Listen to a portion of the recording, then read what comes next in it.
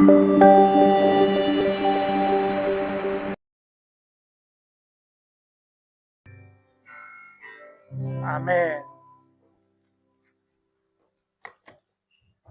Tome asiento, por favor. Esta última alabanza que cantamos, la letra está compuesta por Martín Lutero. Gracias, hermano. Él no sabía que nosotros, aquí en este tiempo, nosotros no, alguien le puso una melodía que seguramente no es la que él la cantaba en aquel tiempo. Se me ocurre a mí. Hermanos, vamos a abrir la palabra de Dios en Isaías, por favor. Vamos a hacer un alto con el Evangelio de Mateo, algunas semanas, o tal vez algunos meses, no sabemos todavía, y vamos a estar predicando. El título del sermón de hoy es El Dios que adoramos. Estoy inspirado en esa hermosa alabanza, ¿sí? Que algunos podemos llamar himnos, himno o alabanza, no sé cómo los entendidos lo llamarán a eso, pero es una alabanza que siempre me gustó mucho y que nunca me canso de escuchar, que muchas veces la cantamos aquí, la vamos a seguir cantando, Dios mediante. El Dios que adoramos. Vamos a orar, ¿sí? Padre, te damos gracias por tu palabra, podemos abrir tu palabra libremente, podemos tener muchas versiones, traducciones, revisiones, tenemos palabra en el celular, en la computadora, en papel, tenemos palabra continuamente pegada en nuestros hogares, pergaminos, cuadros, Señor, pero todo eso no basta si realmente nosotros no atesoramos tu palabra en nuestros corazones, si no la creemos. Señor, por eso en esta mañana te rogamos que nos des fe. Tu palabra es muy específica, dice que la fe es un don tuyo, que la fe viene por el oír de tu palabra, tu palabra. Así que, Señor, no nos queda otra que abrir nuestro corazón y decir, Señor, danos fe, porque entendemos que nuestra vida no puede generar fe, pero vos sí nos puedes dar en tu misericordia. Danos fe. Queremos ser transformados, queremos ser capacitados. Para tu gloria te lo pedimos. En el nombre de Jesús. Amén. Muy bien. No vamos a hacer un estudio de Isaías, simplemente vamos a predicar, no digo temáticamente, sino expositivamente, pero no vamos a recorrer Isaías. Hoy lo vamos a tomar Isaías, el domingo que viene tomaremos otro texto. Por eso es que no vamos a hacer una profunda exégesis ni contexto histórico, literario, bíblico del libro de Isaías. Algún día lo predicaremos si Dios nos da esa posibilidad. Ahí sí vamos a tener que ahondar en el libro de Isaías. Pero está bien que digamos algunas cositas pequeñas. Muchas gracias, hermano.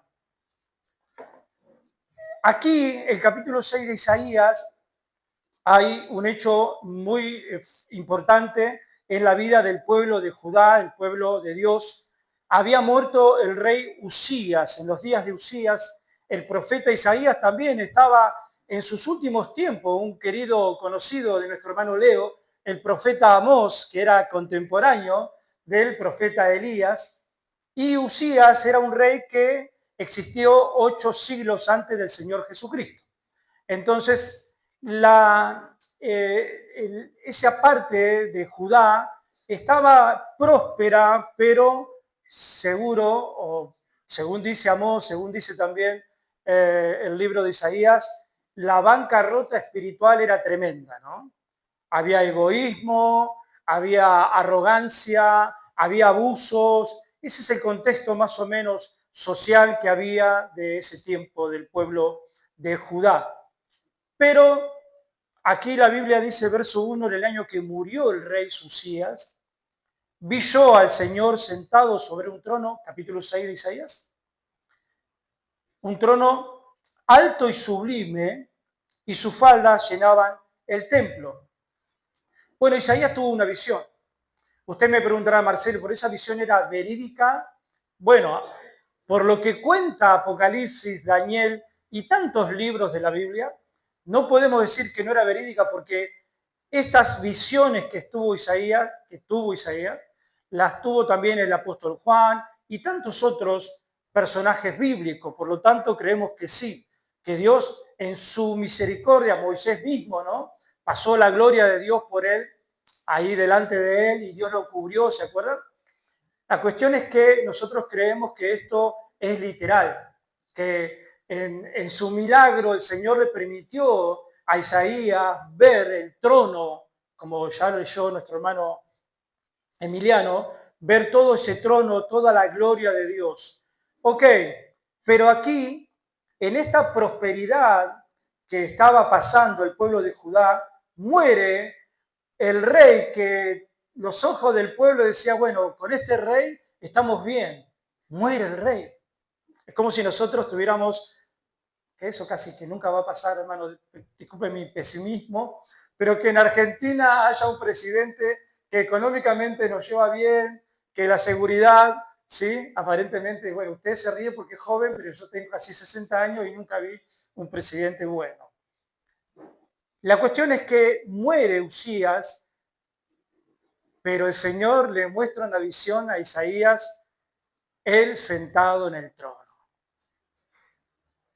¿Sí? Parece que Isaías le hacía falta ver esa seguridad. Muere el rey, hay una especie de incertidumbre en el pueblo, pero Dios le muestra un trono sublime y alto, y aquel que estaba sentado, sus faldas, dice que llenaban todo el templo, su gloria, ¿sí? Llenaba todo el templo. Por lo tanto, tal vez Isaías se tranquilizó, porque tal vez Isaías podía entender que había muerto Urías, o Usías, mejor dicho, y ya no iba a haber prosperidad, o ya iba a haber, no sé, calamidad para Judá. Por lo tanto, Dios le muestra, ¿no? Si se quiere, podemos tomar un ejemplo, una enseñanza rápida. Nosotros, increíblemente, hay gente, y a mí me ha pasado también, mis hermanos, que cuando moría el Papa, yo sé que algunos jóvenes no entienden lo que yo digo, pero cuando moría el Papa la gente se desesperaba, entraba en incertidumbre, entraba en nervios, en ansiedades, porque morir el Papa o morir un buen presidente o asesinar a Kennedy o a estos, ahí en la Primera Guerra Mundial cuando asesinaron, ustedes no estaban, ni yo tampoco, al austríaco, al presidente de Austria o algo así, se venía el mundo abajo. Nosotros, los cristianos, no somos así. Nosotros no vemos como una visión como a Isaías le mostraron, pero entendemos que nuestra seguridad no está en lo terrenal, está en Dios. ¿Sí? Y eso le hacía falta a nuestro querido hermano Isaías. Así que el verdadero rey estaba sentado en el trono, seguía sentado en el trono. Esa es la visión que vio. El trono significaba autoridad, ¿no? Soberanía, poder de Dios, santidad, dice, alto y sublime, tiene que ver con la grandeza de ese rey eterno, no como los reyes mortales que iban a desaparecer. Y entonces Isaías mira eso y puede ser que se haya quedado un poco más tranquilo. El verso 2 dice, por encima de él había serafines, cada uno tenía 6 alas, con 2 cubrían su rostro, con 2 cubrían sus pies y con 2 volaban. Verso 3, y el uno al otro daba voces, diciendo, Santo, Santo, Jehová de los ejércitos, toda la tierra está llena de su gloria. Y es un poco la representación de la adoración cuando nosotros cantamos. No sé si usted ha estado en una iglesia que hay alabanzas que te dice que le cantes a tu hermano que está al lado, ¿no? Y vos lo tenés que mirar a tu hermano que está al lado. Acá los querubines dice que se decían unos a otros, santos, se miraban a los ojos, si tenían ojos, no sé, son idea, si tenían ojos los serafines, y se adoraban a Dios mirándose unos a otros, cantando, ¿no? Eso lo tendríamos que practicar nosotros en el último himno. ¿Está de acuerdo? ¿Cantamos el himno y nos miramos a los ojos? ¿Qué le da vergüenza? No, dicen que no hay una, ¿no? Bueno, bien, le da vergüenza. ¿Qué eran los serafines? Hermanos, este triuno Dios, este Dios trino, Cuenta la Biblia, desde Génesis a Apocalipsis, no en todos los libros, no voy a ser exagerado, cuenta que él siempre estuvo rodeado de estos seres magníficos, ángeles, serafines, arcángeles, querubines y todo lo que la Biblia relata. Él siempre estuvo rodeado, y Daniel en el capítulo 7, verso 10, dice que millares de millares, algo incontable, algo que no se puede contar, estaba rodeado Dios en su trono de ángeles, algo que nosotros los seres humanos nos gusta muchísimo, nos llama mucho la atención, esto de pensar que hay seres angelicales en las regiones angélicas celestiales que nosotros no tenemos la menor idea, pero que nos provocan, no sé qué a usted qué le provoca, pero nos provoca como ternura, como admiración, como alegría, ¿sí? El gozo. ¿Alguien fue a la gruta? No me conteste. La gruta allá que está ahí en el puerto, sí fueron, ¿no? Ahí Adrián se ríe porque vive cerquita, o vivía cerquita. La gruta usted pone una, ¿sí? Pone una fichita, ¿no fue nunca? Es un lugar católico. ¿Usted no tiene problema de ir a un lugar católico? No es usted muy, ¿cómo se dice? Acá fue. Ahí es un lugar católico. Usted va, pone una fichita y hay ángeles que se mueven, que vuelan. Es algo lindo para llevar a los chicos, aunque es católico, ¿sí? Le aclaro. Pero es muy bueno. Bien, haciendo publicidad a los católicos, yo acá, ¿sí? Pero no, ellos son idólatras. Pero usted puede ir ahí como algo cultural, no se haga ningún problema. Bien, entonces había una admiración de los serafines, ¿sí? Ellos realmente estaban cantando, como dicen muchos textos bíblicos, que los ángeles cantaban, los ancianos adoraban día y noche. ¿Por qué? Porque a ellos nos inspiraban una enorme y tremenda admiración y devoción por Dios. Y no tenían otra cosa en el corazón que no fuera la adoración. Ellos lo hacían, como hoy nos enseñaba Leo, voluntariamente. Adoraban, santo, santo, santo, ¿no? El trisagio se llama eso. 3 veces repetir algo de trisagio en la adoración, en la literatura y en la himnología. Santo es el Señor. Y cuando ellos decían santo, yo me ponía a meditar esto. A mí me pasa que cuando yo adoro al Señor, a mí se me llena el corazón, ¿no? Cuando yo me estoy saliendo de mí, de mi cosmovisión, de mis enfermedades, de mi manera de ver la vida, de mis necesidades, de mis orgullos, y le digo, santo, santo, entonces como que hay algo en mí que es algo sobrenatural.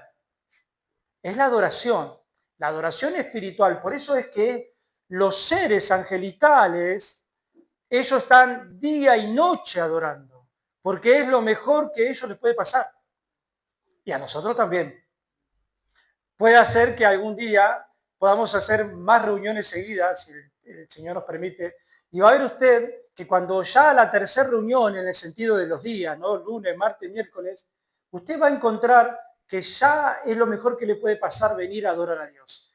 A veces los domingos no alcanzamos, voy a decir algo que por ahí, entrar en la presencia de Dios.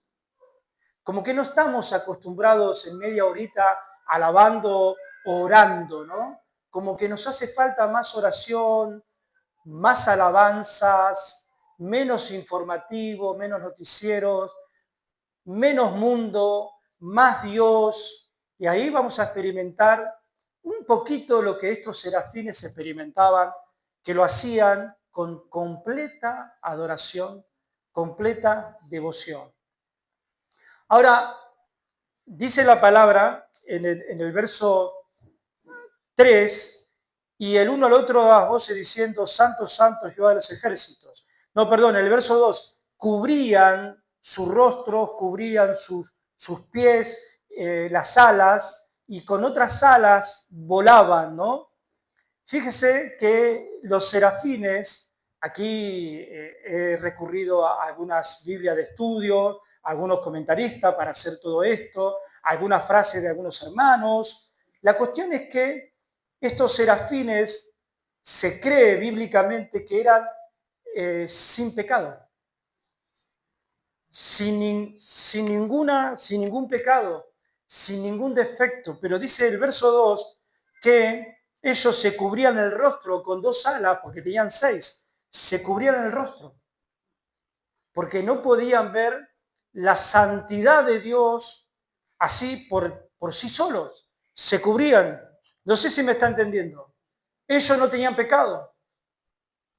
Imagínense nosotros que tenemos pecado, ¿sí? Cuando vamos a la presencia de Dios y nos ponemos a pensar en esto, si ellos eran sin pecado, no es que eran en la perfección de Dios, no tenían pecado, eran ausentes del pecado, igual que los ángeles que están en el trono, delante de Dios no tienen pecado. Ellos nunca habían caído, nunca habían pecado, ellos se cubrían el rostro y cantaban, ¿no? Como que a la vez ellos pensaban, no soy digno de mirar el rostro. Sabemos que Dios no tiene rostro, ¿no? Pero de mirar, de contemplar la santidad de mi Dios. No soy digno. No es que no lo miraban nunca, sí lo miraban, pero ellos en la adoración, ellos decían, no soy digno, no me siento digno. Fíjese qué humildad de aquellos. Y podemos pensar qué cosa fea que hace el pecado en nosotros, ¿no? Que a veces no tenemos esa reverencia. No venimos delante de Dios en casa o en la iglesia, venimos ya pensando, ¿cuándo va a terminar la reunión? Va a ser muy larga la prédica, va a ser pesada la prédica. ¿Qué cantarán? ¿Qué alabanzas cantarán? Ojalá que sean las alabanzas que a mí me gustan y todas esas cosas. Los serafines no preguntaban eso. Isaías, va a ver usted que él entró con un concepto y se dio cuenta que él estaba equivocado. Así que esto que cubrían su rostro revela la humildad de los serafines y la santidad de Dios. Después dice, y con 2 alas cubrían sus pies. Tiene que ver, a ver, no queremos inventar nada, pero si podemos decir algo, los pies tienen que ver con lo terrenal, ¿sí? Con las cosas más seculares o más comunes, ¿no? Donde el lugar celestial era santo. ¿Se acuerdan cuando Moisés vio la zarza ardiendo y tuvo curiosidad y entró y una voz le dijo, sacate la sandalia porque donde pisas, lugar santo es, ¿sí? Los pies tienen que ver. Uno se pregunta, si los pies representaban lo terrenal, ¿para qué Dios le hizo pies a los serafines? ¿Sí? ¿Para qué los serafines tenían pies y se lo iban a cubrir delante de Dios? Bueno, debe ser que los serafines, cuando estaban haciendo sus cosas, necesitaban sus pies, necesitaban sus alas. Pero cuando estaban delante del Señor, ellos se ataviaban. Pero que nosotros hablamos del atavío de la mujer y del varón, y algunos se enojan con nosotros los que predicamos eso. Nos tratan de legalistas y tantas cosas.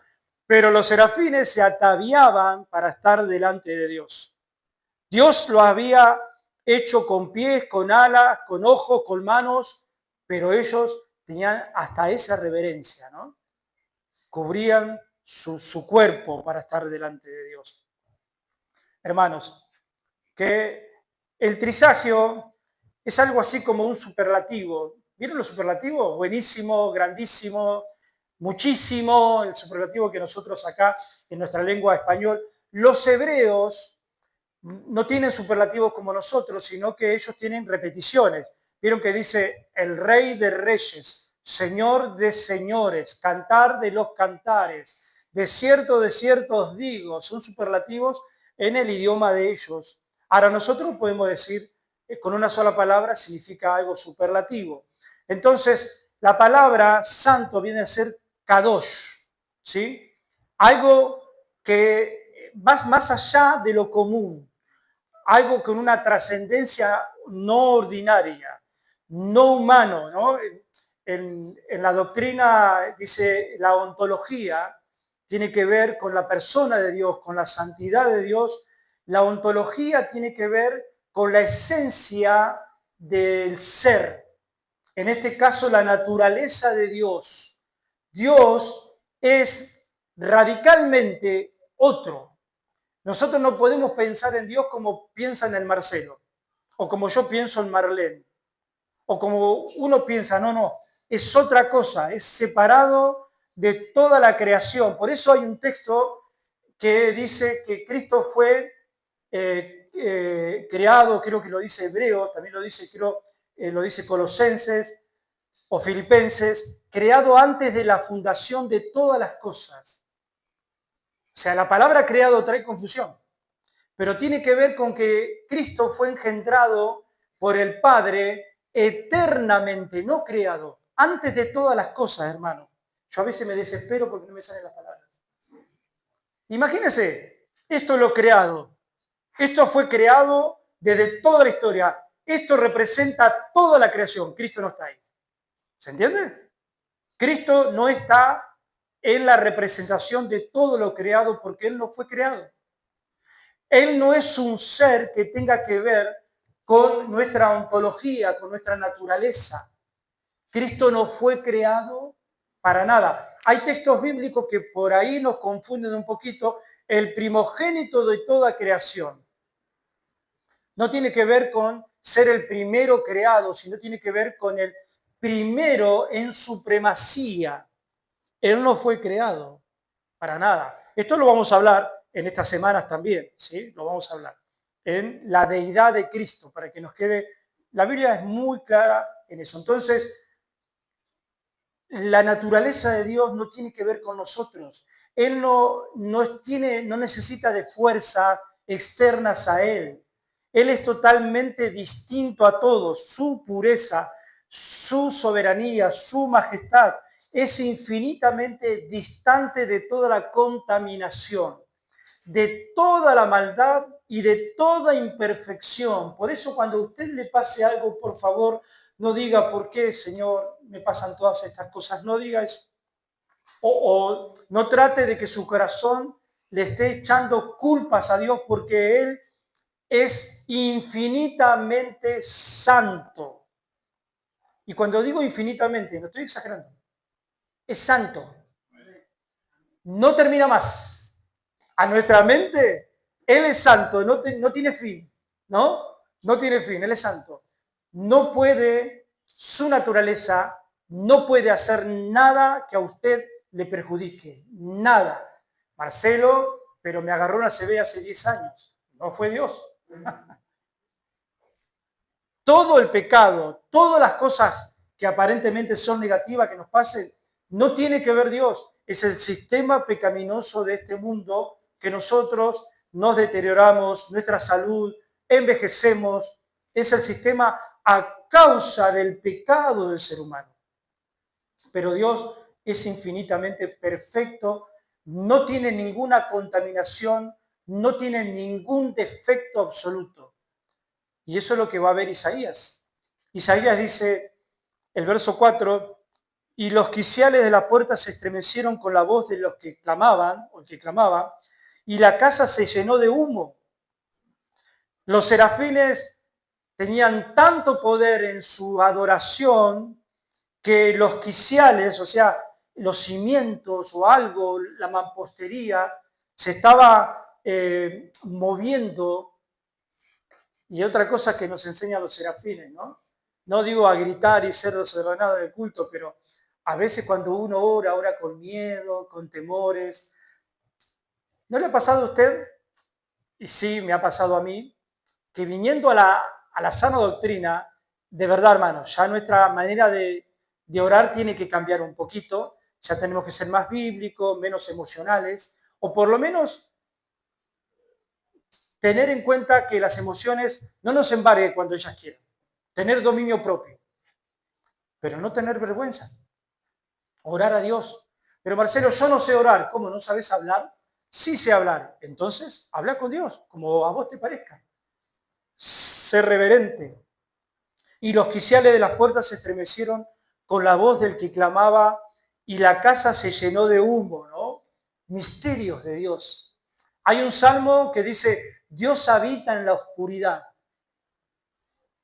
Dios habita en la oscuridad.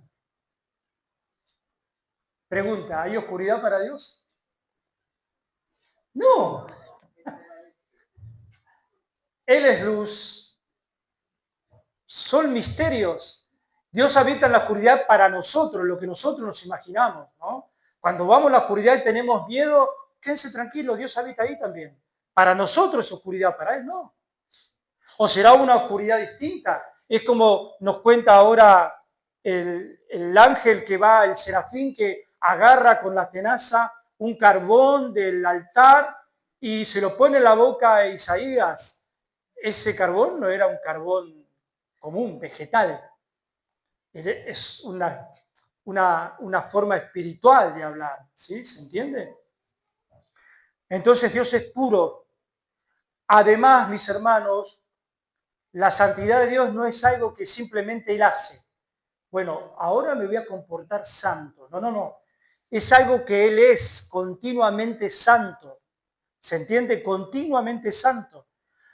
Cuando nosotros entendemos eso, es como que nosotros pensamos ahí, bueno, cada vez que pensamos que Dios es tan santo, ya mi percepción de mí mismo va menguando.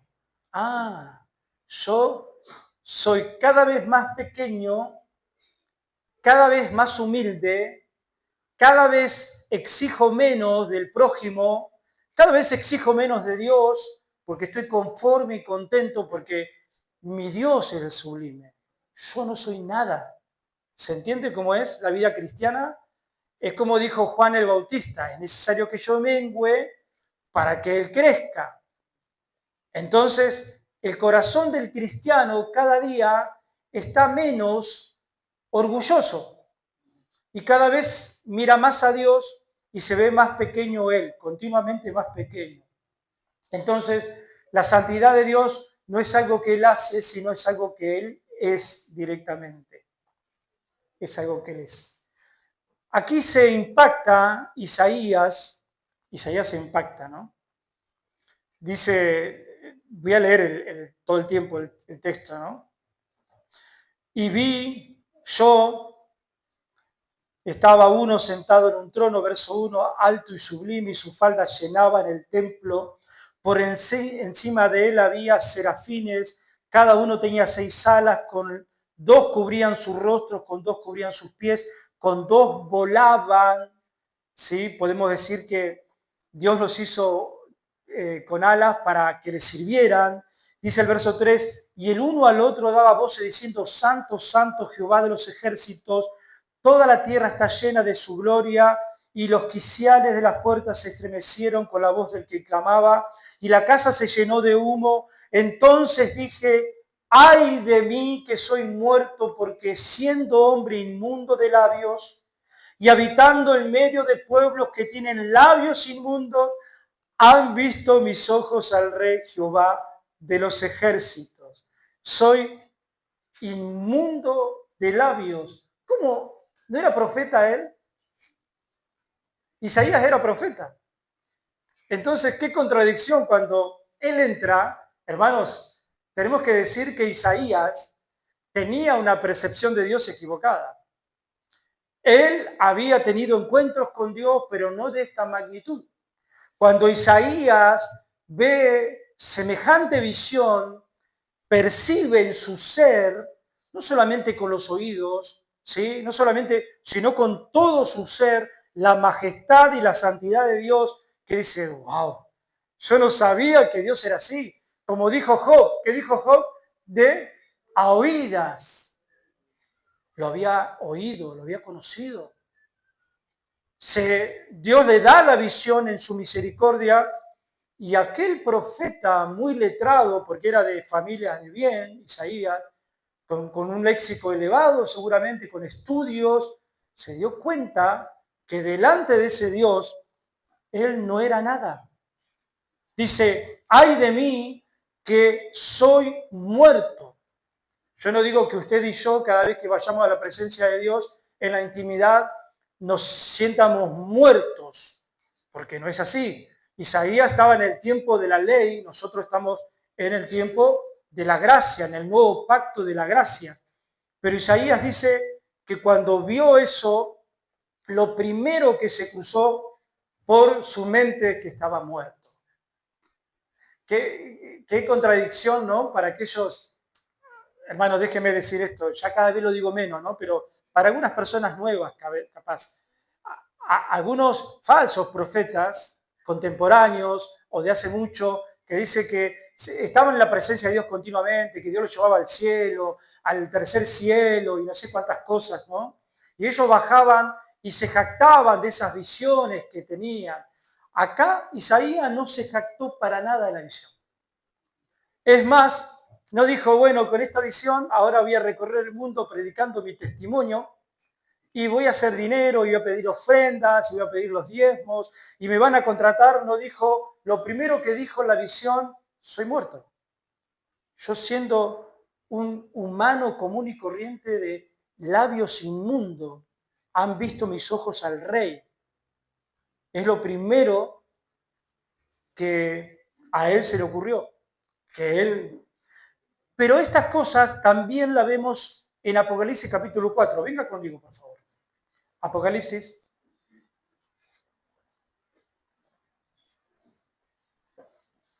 Ya Isaías no podía tener la misma visión de sí mismo al ver esta visión tremenda, ¿no? Ya si alguno de nosotros o Isaías tiene una visión elevada de nosotros mismos, ya no la vamos a poder tener a partir de hoy, para nada. Aquí también vamos a ver que el Nuevo Testamento habla, como dijimos hoy, ¿no? De lo mismo. Dice Apocalipsis 4:8, y los 4 seres vivientes tenían cada uno 6 alas y no cesaban día de noche de decir, santo, santo, santo es el Dios todopoderoso, el que era, el que es y el que ha de venir. ¿Se da cuenta? Dios le dio, Jesucristo le dio a Juan una visión y Juan veía a estos seres vivientes extraños, ¿sí? No visto comúnmente, que decían lo mismo que esos seres vivientes que contempló Isaías. Aquí podemos ver, hermanos, el plan de redención, la soberanía, 700 años antes de Cristo, un profeta bajo la ley, tiene una visión, una experiencia, 700 años después, otro apóstol, pero el Dios sigue siendo el mismo. El plan redentor sigue estando en pie. Antes de la cruz ya estaba vislumbrándose el plan. Dios estaba con un carbón purificando a su profeta y declarándolo libre de pecado. Juan, después de la cruz, ya había recibido la salvación por medio de Cristo. Ahora vamos a explicar lo que tiene que ver con el carbón. Ahora aquí está hablando de santo, santo, santo. Bueno, por supuesto, nosotros como cristianos trinitarios, aquí vemos la Trinidad, ¿no? Así como en Isaías, así como en Apocalipsis. Y venga conmigo usted un poquito a Juan, capítulo 12, verso 41. En nuestra teología cristiana está esto de la señal de la Trinidad, ¿no? Hagamos al hombre a nuestra imagen y semejanza. Ahí hay una señal que nuestro Dios es un solo Dios en 3 personas, tiene que ver con la Trinidad. Pero miren lo que dice el evangelista Juan en el capítulo 12, verso 41. En el contexto, Juan está hablando de Cristo, ¿sí, no? Y dice, Isaías dijo esto cuando vio su gloria y habló acerca de él. Isaías, aquí en el capítulo 6 del libro de Isaías, dice el verso 5, ay de mí que soy muerto porque siendo hombre inmundo de labios y habitando en medio de pueblos que tienen labios inmundos, han visto mis ojos al Rey Jehová de los ejércitos. ¿A quién vio Isaías según Juan 12:41? ¿A quién vio Isaías según Juan 12:41? A Cristo, a Jesús. ¿Se da cuenta? La Trinidad haciendo la tarea de la redención, llamando a profetas, llamando a apóstoles para que se predique el Evangelio. Hermanos, si nosotros no entendemos quién es Dios, no vamos a tener una verdadera adoración. Por eso el título de los sermones, el Dios que adoramos. ¿Quién es el Dios que adoramos? ¿Quién es? Tenemos que entender quién es el Dios que adoramos para tener una adoración genuina, y en esa adoración Dios es exaltado y nosotros crecemos. Si nosotros no adoramos como la Biblia nos manda, no vamos a poder crecer. Entonces, Isaías vio la gloria de Dios, su santidad, hermanos. Y dice el verso 6 y 7, y voló hacia mí uno de los serafines teniendo en su mano un carbón encendido, tomado del altar con unas tenazas. Y tocando con él sobre mi boca dijo, y aquí, esto tocó tus labios, y es quitada tu culpa, y limpio tu pecado. Limpio tu pecado. O sea, hermanos, que ahora vamos a hacer una fogata y vamos a ungir los carbones y vamos a tocar, no sé quién se va a animar, los labios con un carbón encendido y ya va a ser... No, hermanos, obviamente que no. Esto es un anticipo, porque si hablamos de un altar, ¿para qué eran los altares? Se hacían sacrificios. O sea que el altar donde el serafín agarró un carbón es porque el altar era solamente para los sacrificios. Había habido un sacrificio ahí, ¿sí? Simbólicamente hablando. Ese carbón que representa la purificación sale de un altar, de un sacrificio, de alguien, de un vicario, de un sustituto que nosotros podemos entender hoy, como dice Hebreos, sin derramamiento de sangre no hay remisión de pecados, no hay perdón de pecados. Por lo tanto, un carbón, aunque esté ungido, no puede salvarnos. Simplemente es un anticipo del plan del Redentor del Señor. Eso significaba este carbón, ¿no? No tiene que ver. Este carbón, el origen de este carbón estaba en un altar con un sacrificio. Eso es lo que quiere decir Isaías. Entonces, Pedro dice en capítulo 2 de 1 Pedro 24, verso 24, capítulo 2, verso 24, quien llevó él mismo nuestros pecados en su cuerpo sobre el madero. ¿Se da cuenta? No un carbón, sino él, Jesucristo, llevó nuestros pecados sobre el madero, para que nosotros, estando muertos a los pecados, vivamos a la justicia, y por cuya herida fuiste sanado. Es el Señor, no es un carbón, no es magia, no es nada de eso, al contrario, es el Señor que nos salva en la cruz. Dice el verso 8, después oí la voz del Señor que decía, ¿a quién enviaré? ¿Y quién irá por nosotros? Entonces respondí yo, heme aquí, envíame a mí. Dice John MacArthur algo muy lindo, ¿no? Dice, Dios no le exige a Isaías que vaya antes de limpiarlo. Tampoco le ruega desesperadamente.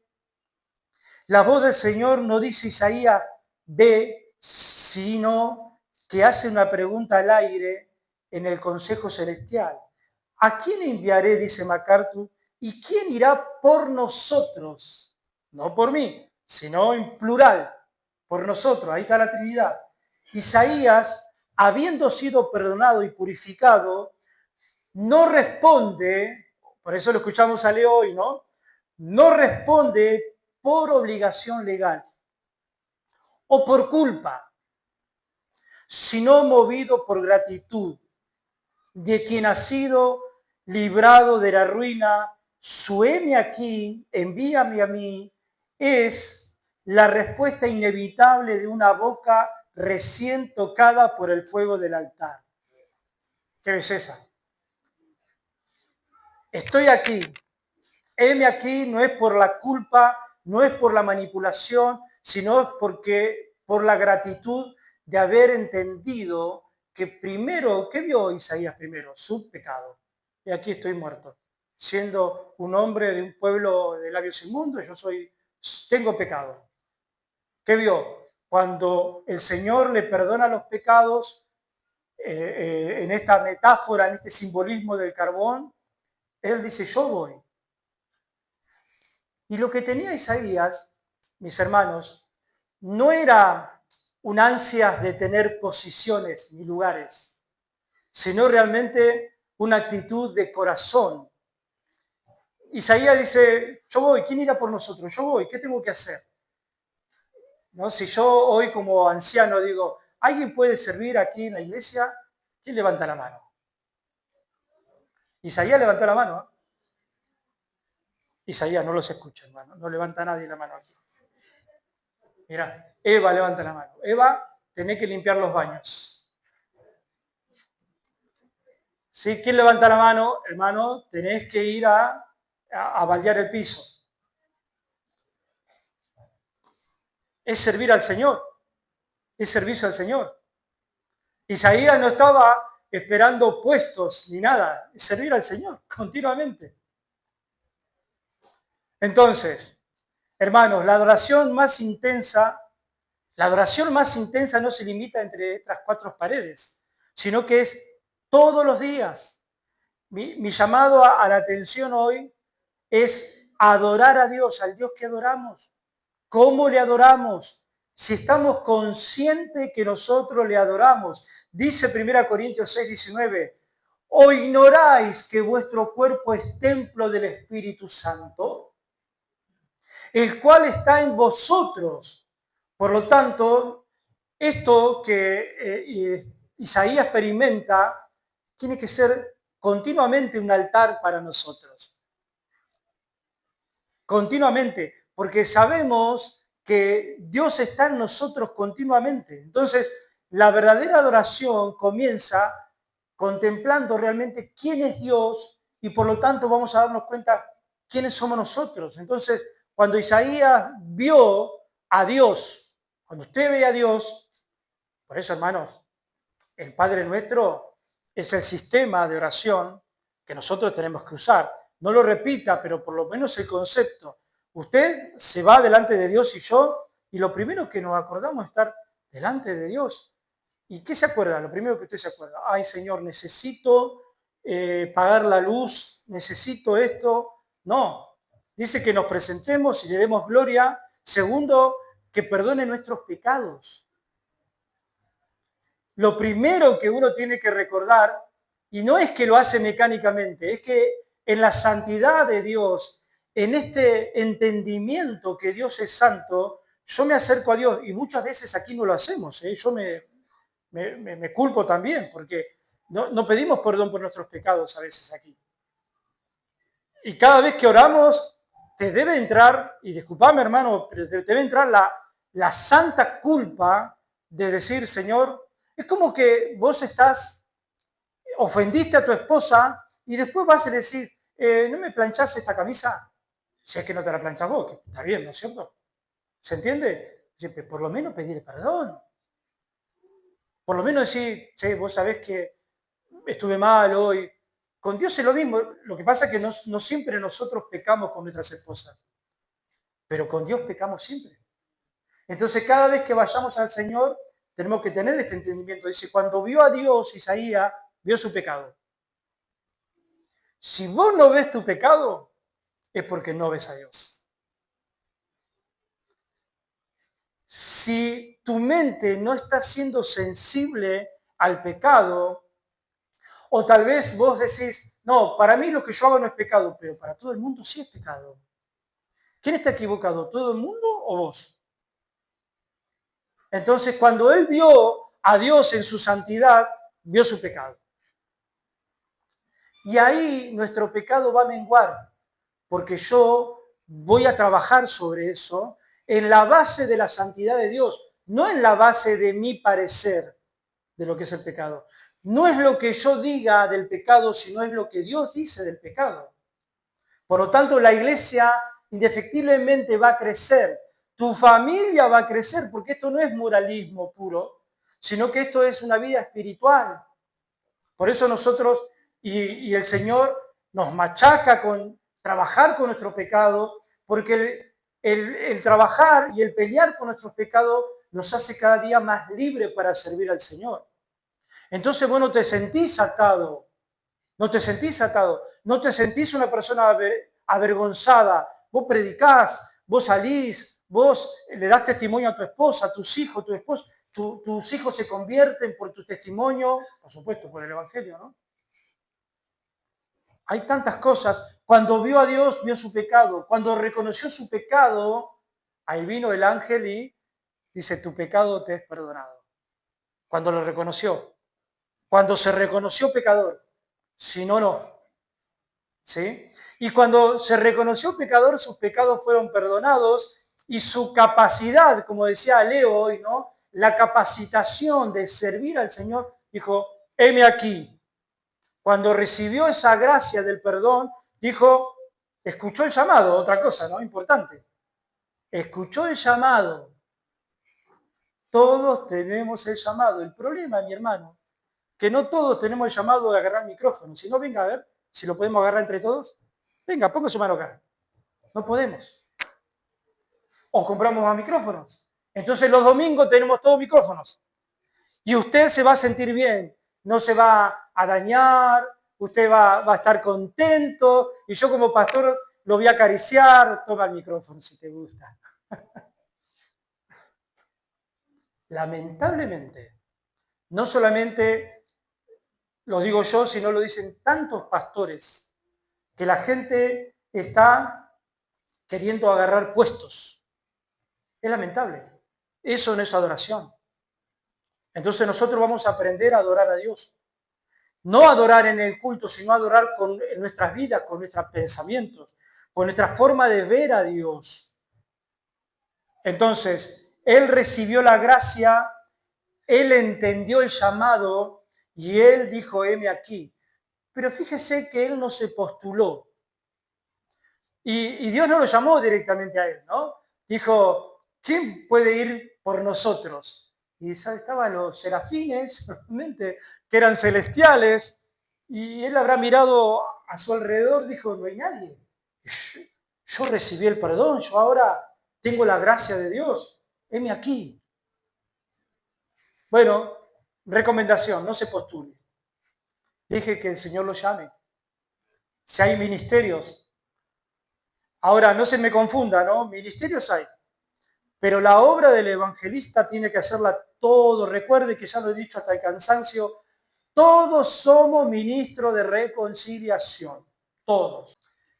Ahora, después de ser limpiados, ¿estamos dispuestos a servir?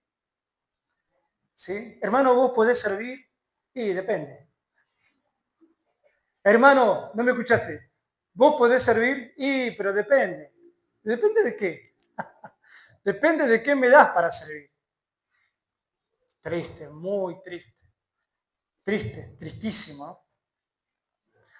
Y hay una cosa que hay que entender, que la gracia de Dios, el perdón de Dios, no nos lleva a la pasividad, a la holgazanería, sino que todo lo contrario, nos renueva y renueva el querer como el hacer por su buena voluntad, renueva la obediencia. Hermano, basta de que estuviste en una iglesia que te manipularon, que te usaron, basta. Ya está. Ahora dejate usar por el Señor de la Reforma. Identificate con la sana doctrina. Identificate con el Señor de la Biblia. No con el Señor de los falsos maestros y pastores. Ya no tenemos excusas. Yo no me entrego a la iglesia porque no sé si Marcelo es un falso profeta todavía. No lo sé. No sé. No me quiero entregar como otras iglesias porque no sé si Marcelo, si Tito, si todo Miguel, si todos los hermanos conocidos de aquí, Jorge, el diácono, son, todavía no sé. Hermano, no podemos ser más transparentes de lo que somos. Hay personas que cuando hablamos de dinero se enojan. Se enojan o no les gusta porque le trae el tiempo pasado. Hermanos, basta de ese tiempo pasado, sanémonos. Basta. De dinero vamos a tener que hablar acá. Se tiene que hablar, porque la Biblia lo habla. Nosotros no lo hablamos nunca. Cuando sea falta lo hablamos, cuando la Biblia lo diga. Tenemos que hablar. Nos tenemos que sanar del dinero. No sea cosa que por hablar de dinero, por hablar de algo que a usted le choque, porque antes le hacía mal. No, mis hermanos, sanémonos de esas cosas. Ya ahora estamos renovados en el Señor. Ya no estamos moldeados a las malas doctrinas que antes nos predicaron. Ahora estamos en la sana doctrina. Y podemos decir con libertad, heme aquí. Después de haber sido limpiado, Él estuvo dispuesto a servir. Y yo creo que todos somos del Señor aquí. Dios quiera, debemos estar dispuestos a servir. La gracia de Dios nos motiva a servirlo, no nos hace holgazanes, todo lo contrario. Y yo había notado lo que ya dije, ¿no? Pero hay personas que dicen, cuando van a entrar a la iglesia, ¿qué vamos a cantar hoy? ¿De qué se va a predicar hoy? Pero la pregunta que Isaías se hizo, ¿a quién venimos a adorar? ¿A quién? Esa es la pregunta que tenemos que hacer. Y enseguida viene el verso 5 de Isaías. ¡Ay! Mis ojos han visto al Rey, soy muerto, ¿no? El ser más santo. ¿A quién venimos a adorar? Cuando Isaías entró, no se acordó, ¿no? De los dones, no se acordó de los puestos, se acordó de literalmente quién era que estaba frente a él, a quién venimos a adorar. ¿Se acuerda que Pedro en la transfiguración de Mateo capítulo 17, verso 4, que el Señor se transfiguró? ¿Se acuerda que le apareció Elías y Moisés? Lo predicamos aquí. Pedro dijo, lejos de tener miedo como Isaías, dijo, qué bueno que estar aquí. Hagamos una enramada, quedémonos aquí, ¿se acuerda? Hagamos una enramada para Elías, para Moisés y para Cristo, para Jesús, y quedémonos aquí. Ahora, él no tuvo miedo para nada. ¿Por qué no tuvo miedo él? Si dice la Biblia que Jesús mostró su gloria, se transfiguró, era como parecido a lo que Isaías vio, claro.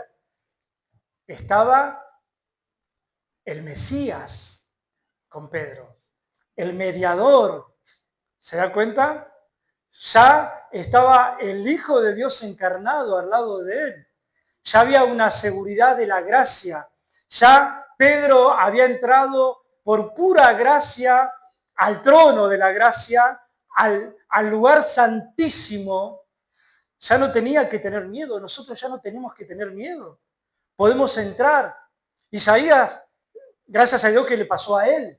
A nosotros no. Nosotros ya nuestros pecados están perdonados y ya están pagados y redimidos por la sangre de Cristo. Entonces, nosotros no tenemos que tener ningún miedo. Acerquémonos, dice Hebreos, confiadamente al trono de la gracia, con libertad, porque Cristo pagó por nuestros pecados. Eso sí, si hay alguien que todavía no ha recibido la gracia de Dios, le decimos que sí tenga terror de Dios. Si hay alguien que todavía no ha experimentado la santidad de Dios, como lo hizo Isaías, Pedro y todos aquellos que hemos sido regenerados por la pura misericordia de Dios, les pedimos que sí estén aterrados por la santidad de Dios. ¿Vieron que dice santo, el trisagio? Santo, santo, santo. No dice, es una virtud de Dios, es un atributo. No pone el atributo amor, amor, amor. No pone el atributo poder, poder, poder, porque lo tiene. Tiene amor, tiene poder, tiene amor. Dice santo, santo, santo. El estar delante de un Dios santo. Si no has recibido la gracia, y te repito, debes estar aterrado. Si crees que sos cristiano y te das cuenta que estás viviendo como un mundano, debes estar aterrado. Debes suplicar de miedo a Dios, de terror eterna, de un terror Así como el carbón que purificó los labios de Isaías, no era natural y vegetal, así el terror de Dios tiene que ser un terror eterno, porque eso es una buena señal. En vos hay humildad, pero no hacemos nada con que te vayas aterrado por la santidad de Dios. Porque al Dios ser santo, Él no va a permitir ningún pecador no arrepentido delante de Él. Él no va a permitir ninguna persona que creyéndose cristiano viva como un mundano, engañado por sus propias pasiones, concupiscencias, y delante de Él un día va a llegar y va a decir, yo nunca os conocí. Pero en tu nombre hicimos esto, en tu nombre predicamos, en tu nombre fui pastor de una iglesia bautista reformada. Nunca os conocí. Cuidado con el autoengaño. Cuidado. ¿Hasta cuándo vamos a vivir en una pasividad con Dios y no hay frutos de nada? No hay frutos. Hermanos, acerquémonos. No huyamos de Dios. Busquemos a Dios mientras pueda ser hallado.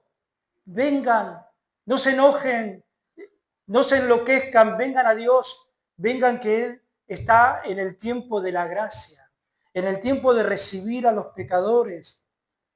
Isaías vio la santidad y tembló. Pedro vio la gloria y quiso quedarse. ¿Se da cuenta? Pedro se sentía satisfecho. Nosotros queremos que todos ustedes y yo quedar satisfechos con Dios.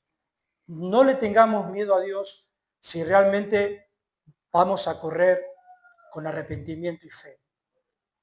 Y de ahí en más tu vida va a ser transformada. Y de ahí en más vas a tener la voluntad y el poder de luchar contra el pecado que ella venció. Y ahí en más vas a poder decir, heme aquí, yo iré, ¿sí? Yo voy, yo iré. Hermanos, oremos al Señor.